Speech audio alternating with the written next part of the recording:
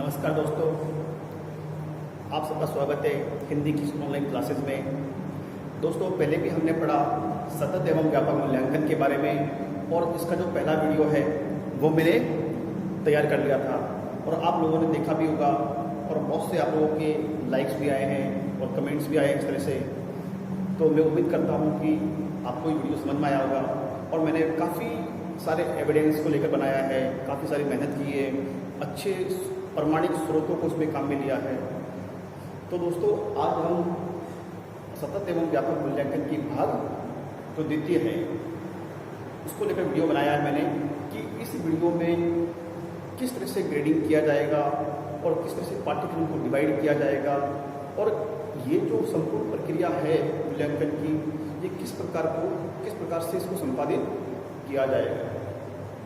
तो सबसे पहले साथियों, हमने अभी तक जो पढ़ा उसके बारे में छोटा सा रिकैप कर लेते हैं। सबसे पहले तो हमने मूल्यांकन के शाब्दिक अर्थ को समझा और शाब्दिक अर्थ के समझने के बाद शाब्दिक अर्थ के समझने के उपरांत हम लोगों ने सबसे पहले सतत एवं व्यापक मूल्यांकन किन आधारों पर करना चाहिए और उसे लागू करने की आवश्यकताओं के बारे में पढ़ा और आवश्यकताएं हमें क्यों हुई। जैसा कि हमारे संविधान में जब हमारा देश आज़ाद हुआ था तब से लेकर जो आवश्यकताएं हैं, चाहे वो हमारे मूल अधिकारों को लेकर हो, नीति निर्देशक तत्वों को लेकर हो, नई शिक्षा नीति को लेकर हो, या फिर राष्ट्रीय शिक्षा नीति 1986 की सिफारिशें हो, या फिर NCF नेशनल करिकुलम फ्रेमवर्क 2005 को लेकर हो, या फिर शिक्षा का अधिकार अधिनियम हो, तमाम सारी जो हमारे उपबंध हैं संविधान के उनको लेकर है और यूँ कह सकते हैं कि बाल केंद्रित शिक्षा की जो व्यवस्था है उसको मद्देनजर रखते हुए हमको उसकी आवश्यकता पड़ी और हमने इसको लागू किया था। तो दोस्तों, ये आपने जाना कि ये स्कूल आधारित एक मूल्यांकन व्यवस्था है। इसमें बालक के सर्वांगीण विकास के सभी पहलुओं को अध्ययन किया जाता है। तो आपने पढ़ा कि सततता है। सततता का मतलब यहाँ पर एक निरंतर प्रक्रिया होगा, जो प्रक्रिया कक्षीय शिक्षण व्यवस्था के साथ में निरंतर चलने वाली प्रक्रिया है। तो अब जो ये निरंतर चलने वाली प्रक्रिया है, ये मान लो कि जब बालक विद्यालय में प्रवेश करता है तो उसका जो मूल्यांकन है वो प्रथम दिन से शुरू हो जाता है, जो उस सत्र के अंतिम दिन तक चलेगा। तो अब ये मूल्यांकन पूरे एक वर्ष का पाठ्यक्रम है, ये किस प्रकार चलेगा। तो आइए साथियों, सबसे पहले हम अध्ययन करते हैं कि पाठ्यक्रम पढ़ते हैं। पाठ्यक्रम विभाजन।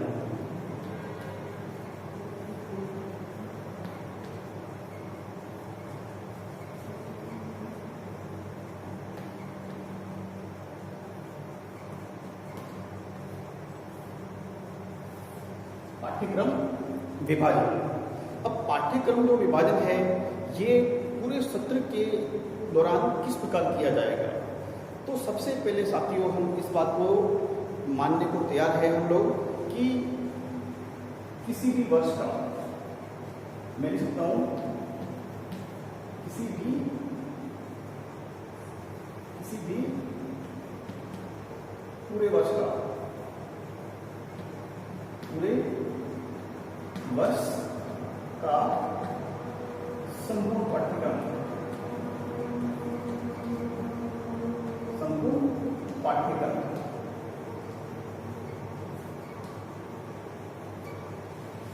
पाठ्यक्रम है, इसको हम 100% मान लेते हैं। कितना मान सकते हैं? 100%।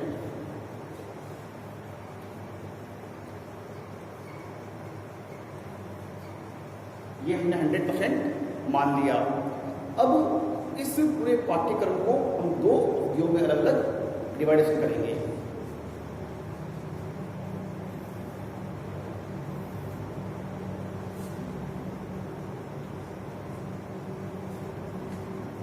तो ये तो हुई प्रथम अवधि।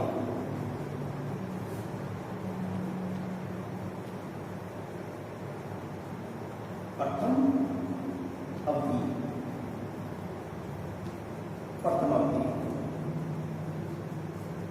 और ये कहलाएगी द्वितीय अवधि।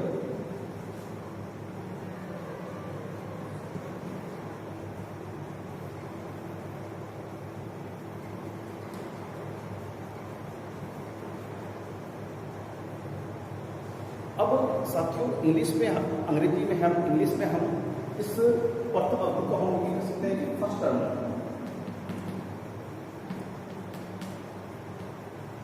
फर्स्ट टर्म, इसको सेकंड टर्म कह सकते हैं हम लोग।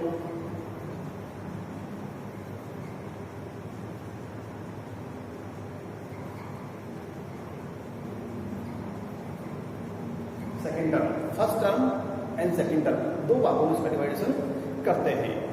अब इस टर्म को जो अवधि है इसको हमने 5-5 माह में बांटा गया है।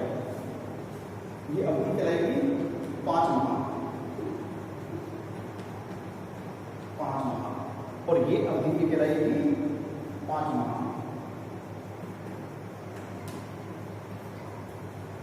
ये अवधि कहलाएगी 5 माह और ये भी अवधि कहलाएगी, फर्स्ट टर्म वाली भी कहलाएगी 5 माह। अब 5 माह का जो पाठ्यक्रम है इसको हमने 100% पाठ्यक्रम को 2 भागों में बांट दिया। इसमें पाठ्यक्रम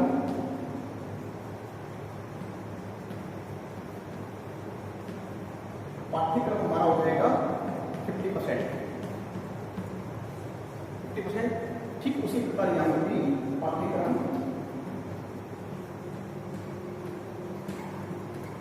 50%। दोनों ही अवधि पर हमने पाठ्यक्रम को 50% भागों में बांट दिया है। तो अब क्या होगा कि सबसे पहले हमारा मूल्यांकन कैसे करते हैं। तो प्रथम अवधि का जो प्रथम मूल्यांकन है हमारे पास में वो कहलाएगा रचनात्मक मूल्यांकन। रचनात्मक मूल्यांकन,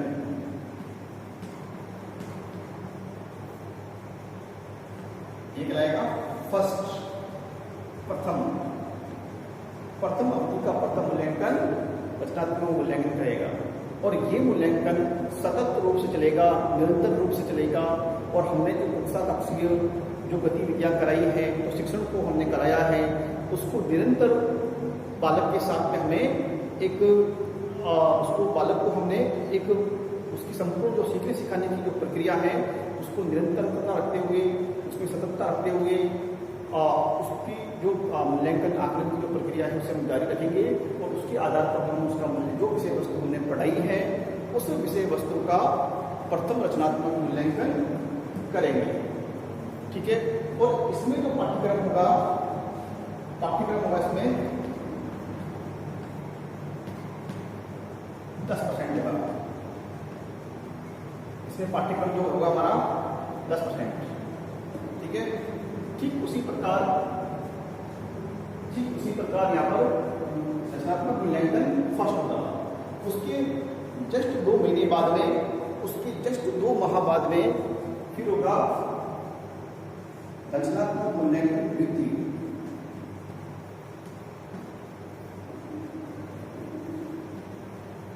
मूल्यांकन द्वितीय, और इसमें भी पाठ्यक्रम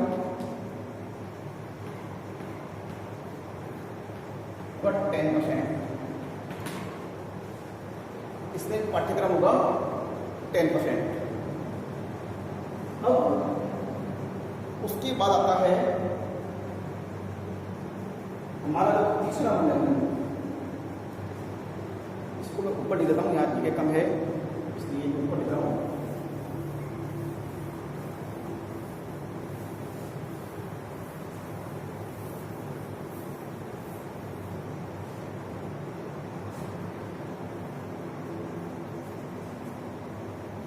प्रथम रचनात्मक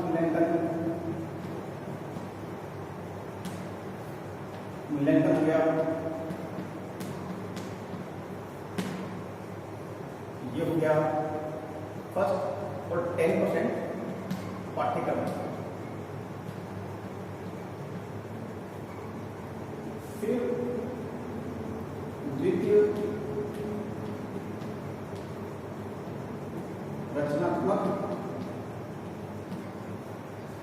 द्वितीय रचनात्मक मूल्यांकन।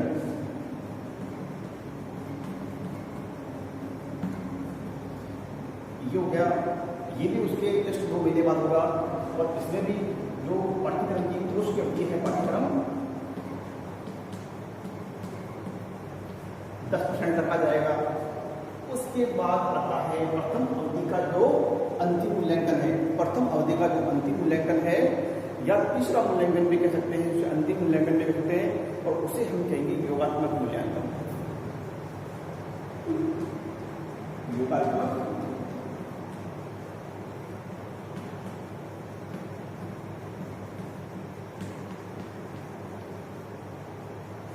मूल्यांकन। और ये जो मूल्यांकन होगा इसको हम बोलेंगे योगात्मक मूल्यांकन प्रथम, इसको बोलेंगे प्रथम। योगात्मक मूल्यांकन होगा प्रथम, और इसमें जो पाठ्यक्रम होगा वो 30% रखा जाएगा। पाठ्यक्रम होगा 30%। तो आपने देखा साथियों, 10%, 10%, 20% और 30, 50%। तो प्रथम अवधि में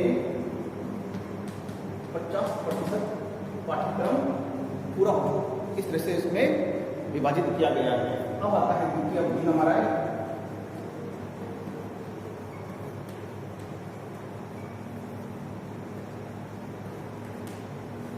द्वितीय अवधि में। अब द्वितीय अवधि में क्या होगा कि जब आपने योगात्मक आकलन प्रथम पूरा कर लिया है, इसका मतलब 50% कोर्स आपका पूरा हो गया है, आधा कोर्स पूरा हो गया है। उसके बाद जनवरी फरवरी में आते हैं हम लोग, तो फिर यहाँ पर होगा रचनात्मक आकलन तृतीय होगा। रचनात्मक आकलन तीसरा, और इसमें भी ग्रुप होगा में 10% कोर्स पाठ्यक्रम। यहाँ पर भी 10% पाठ्यक्रम रखा जाएगा। उसके बाद 2 महीने बाद होगा रचनात्मक आकलन चतुर्थ।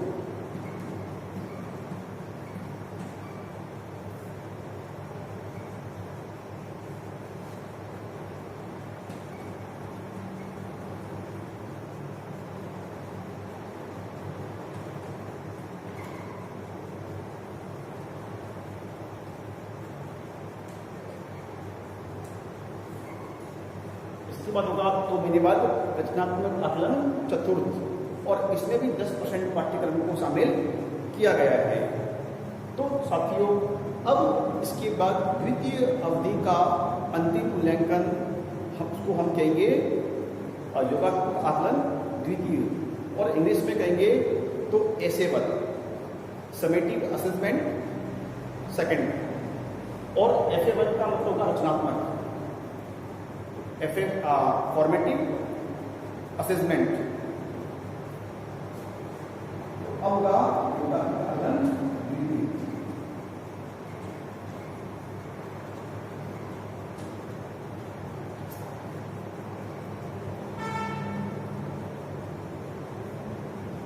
और इसमें पाठ्यक्रम 30% होगा।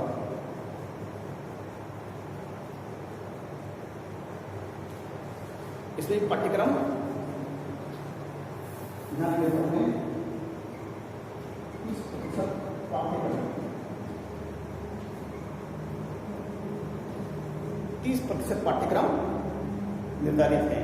इस तरह से साथियों कि इस संपूर्ण अवधि का जो पाठ्यक्रम है 2 अवधियों में बांटा गया है। प्रथम अवधि फर्स्ट टर्म में पहले जब हम लोग पढ़ते थे बचपन में, या हमारे पहले की जो जो परीक्षा प्रणाली थी उसमें कैसा होता था कि 3 परीक्षाएं हुआ करती थी।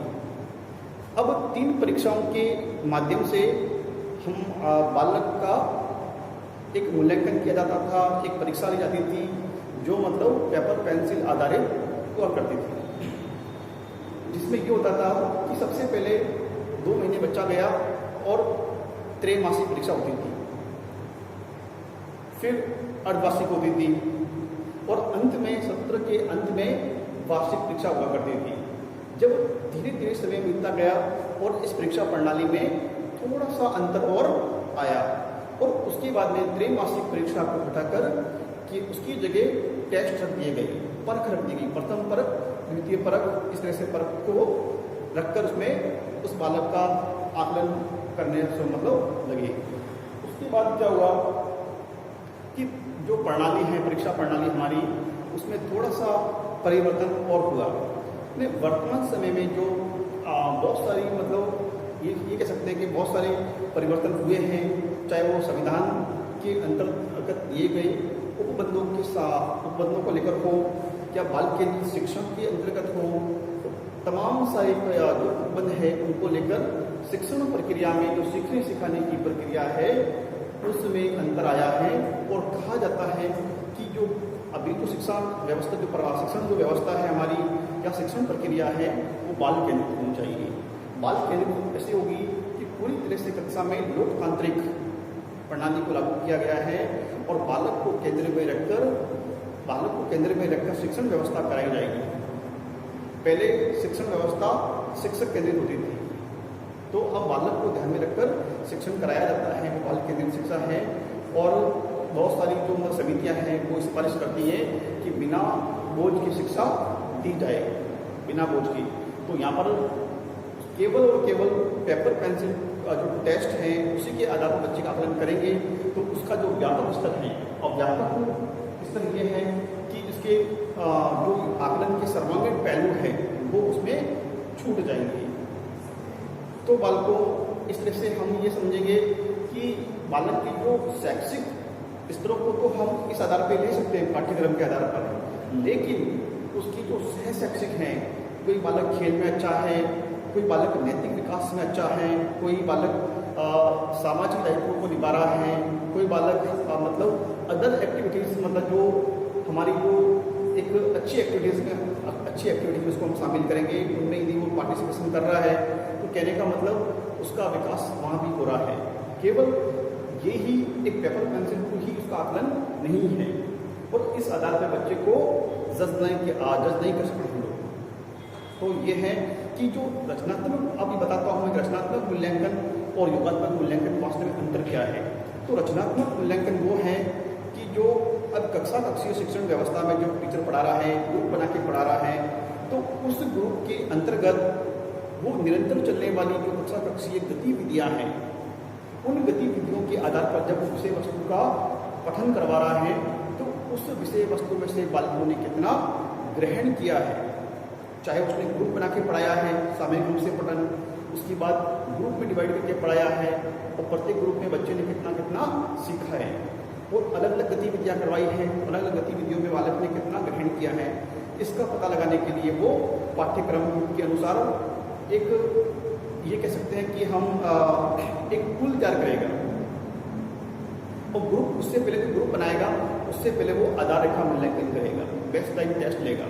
बेस्ट टाइम टेस्ट क्या होगा कि जब सत्र शुरू होता है और बालक कक्षा क्रमोन्नत होता है, आगे प्रमोट होता है, तो उससे पहले शिक्षक कि किस बालक को क्या आता है और कितना आगे सिखाने की आवश्यकता उसे है, इसको लेकर एक आधार रेखा मूल्यांकन की तरह, जैसे मान लो 5वीं क्लास के बच्चों को शिक्षक पढ़ाने जा रहा है तो वो 4वीं कक्षा के स्तर का एक प्रश्न पत्र तैयार करेगा, और उस प्रश्न पत्र के तैयार होने के उपरांत बालकों को वितरित करके उसे एक छोटा सा टेस्ट लेगा।